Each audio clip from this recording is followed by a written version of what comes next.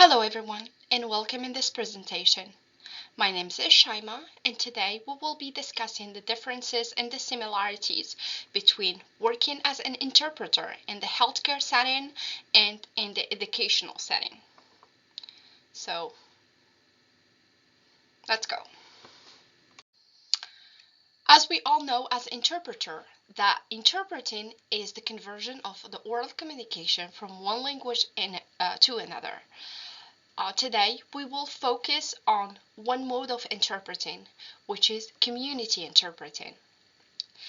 This mode of interpreting is basically defined as the interpreting style that can be found in community-based situations, including hospitals, police stations, courts, any, in generally, we can find it in any place within our community. Community interpreter mainly provide their services in the community where there is a large number of ethnic minorities who don't speak the dominant language of the area to help them get the services that they need from the government. The interpreter mainly job here is to facilitate speech between individuals and the service provider so they can get the services that they need. So today we will compare and contrast working as a full-time interpreter versus working as on-demand medical interpreter. A full-time interpreter who works in an educational setting spends the whole day working around kids who needs interpreting services or working with the educational staff to fulfill their needs and discuss the solution for the main problems of the kids. On the other hand, on-demand medical interpreter works only as needed. This means that the healthcare staff member will contact you whenever they have an LAP patient to help you facilitate speech between the healthcare provider and the limited English-speaking patient. So let's first talk about the requirement that you need to have to work as an interpreter. First of all, in the medical field, you need at least to complete a 40-hour of training, which will introduce you to a medical language and the ethical standard in the healthcare setting. The most known certificate are the one that are provided by the CCHI and NBCMI. So both of them are accredited and will help you be certified in the healthcare setting. And then concerning the educational field, there's no specific requirement on how many hours the training should be, as long as it covers the educational terminology, cultural competency, and ethical standards.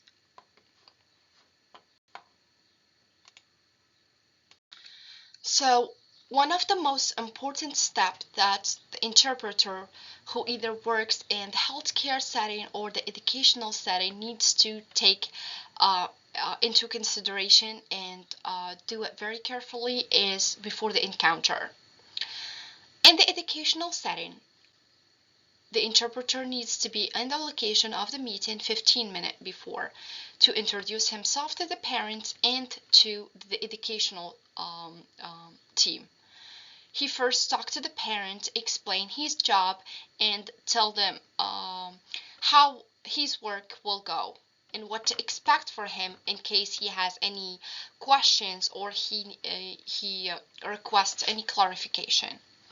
And then he needs to move to the educational team to do the debriefing, which is an introduction, general introduction of how the job of the interpreter will go and instruct them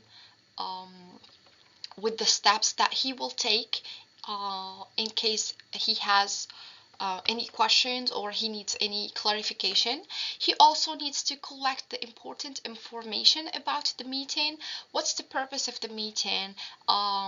Who's gonna attend the meeting? Is there any other member of family or any specialist will be here Um, and For the healthcare interpreter, they generally follow the same steps, but they call it different things than the briefing. So in the healthcare setting, for on-demand medical interpreter, one of the staff member will call you before 2 or 3 days before the day of the meeting. They will give you the important information about the patient, their healthcare problem, their medication that he's taking or she's taking, uh, what type of document that will be discussed during the meeting, so you can prepare them and have just at least Google them and try to look for the terminology of those documents. And then we have the pre-session. It is similar to what they call in the educational setting debriefing. It's simply an introduction where the interpreter introduces himself to the both patient and the healthcare provider and try to build a rapport with them, give them instruction on how his work will go, and instruct them on what kind of sign that he will need to use to ask for clarification and stop them without interruption. So what happened during the encounter, it's almost the same. um, there is just a slight differences in the educational setting as we see here.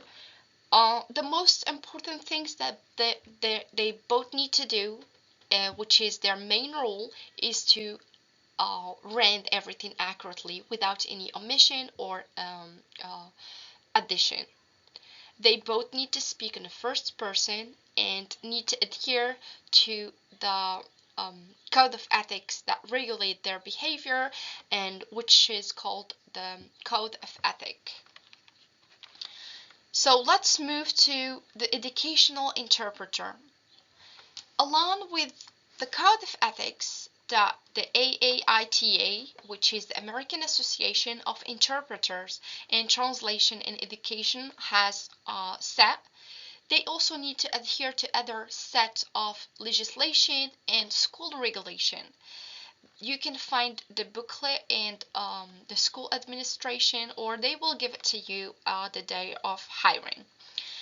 And for the medical interpreter, he needs only to adhere to the code of ethics that is created by the NCIHC, which is the Committee of the National Council on the Interpreting in Healthcare. So let's go over the code of ethics of the healthcare setting. So the most important code of ethics is confidentiality, which is that all the patient information needs to be kept confidential and you cannot share it with anyone outside the meeting. Second one is accuracy. You need to interpret everything said without any addition or omission. Impartiality. Um, you need to refrain from giving any advice or counseling to the patient or to anyone in the meeting. Um, you need to try to remain neutral as much as you can.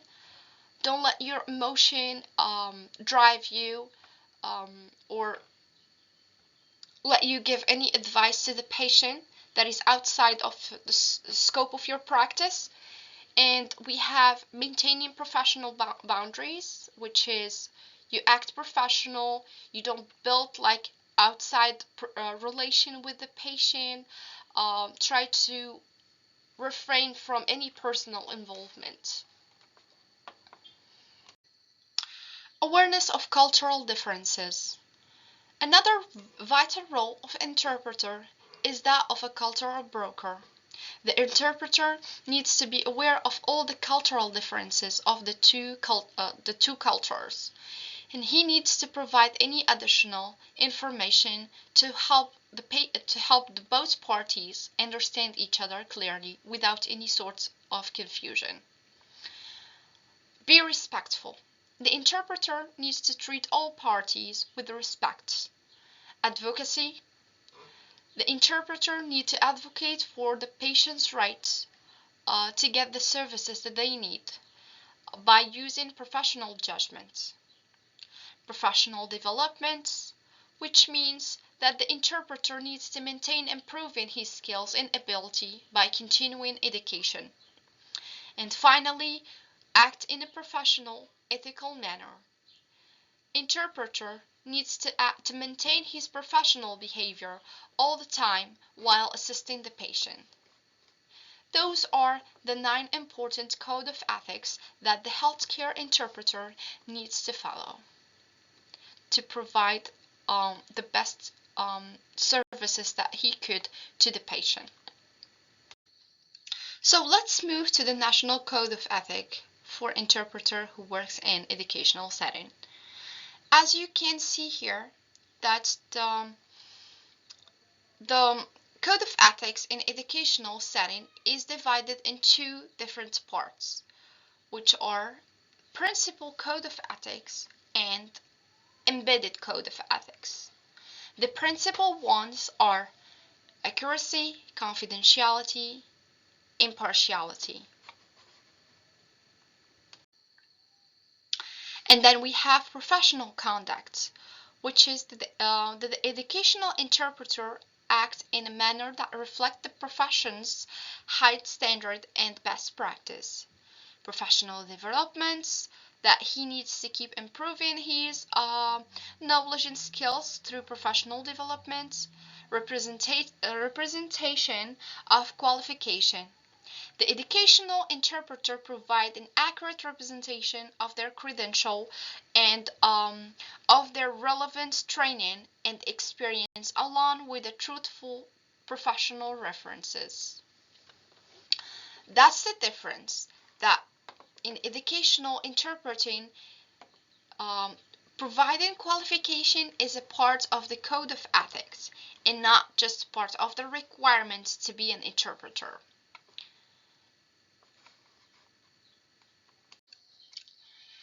The embedded code of ethics is, in essence, the cornerstone of an interpreter's role.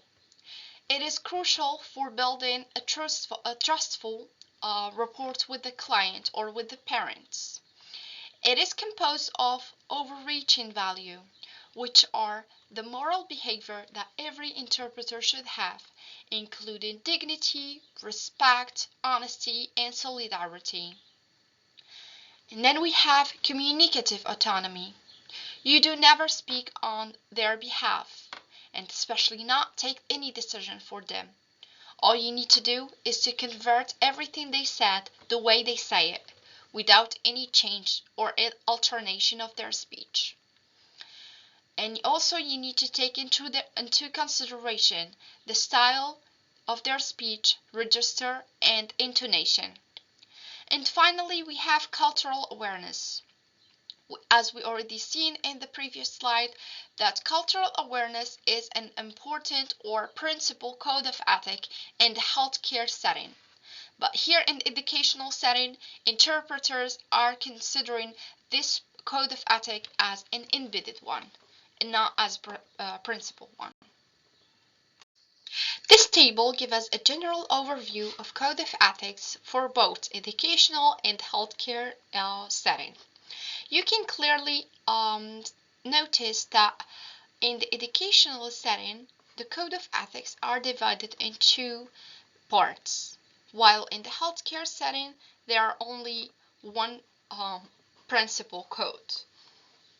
And also, we don't have advocacy in the educational code of ethics. So, in the table, we almost have the same, the code of ethics in both settings are similar to each other's, despite that slight differences that we may notice. Let's go over accuracy. We have accuracy in both sides. We have confidentiality and impartiality as well. Maintaining professional boundaries is similar to professional conducts. We have awareness of cultural differences is similar to cultural awareness in the other side. And then we have be respectful.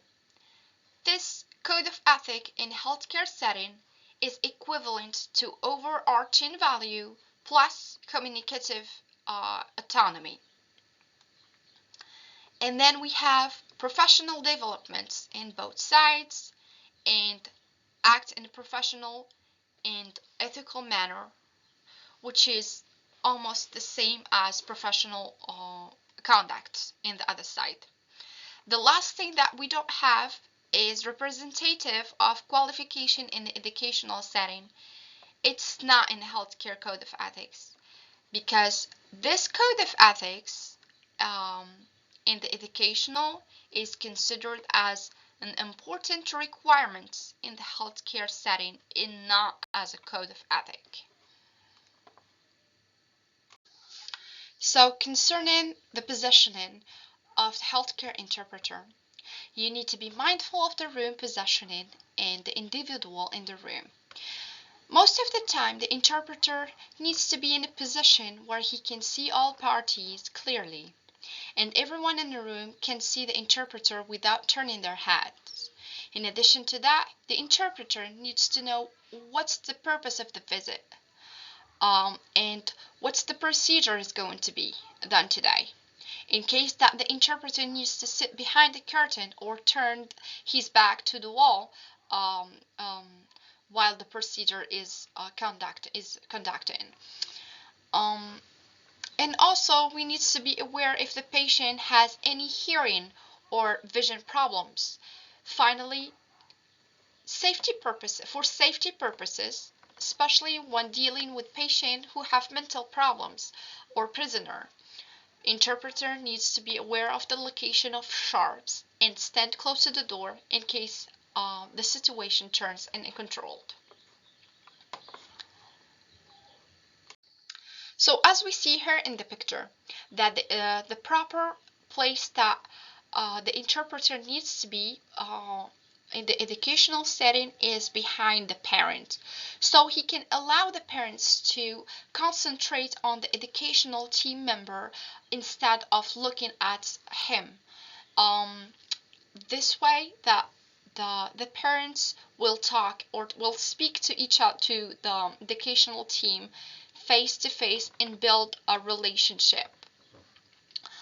And whenever the interpreter has have any questions or clarification, all he needs to do that is raise his hand from behind the parents and ask them any questions that he might have, or request a repetition or clarification about anything.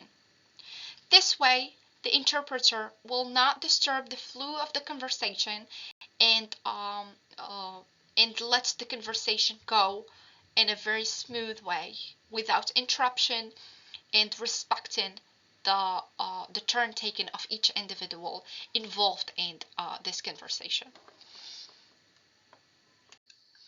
So this is the end of my presentation. Thank you so much for watching, and I hope that you find some information that I have provided you very useful, and see you soon.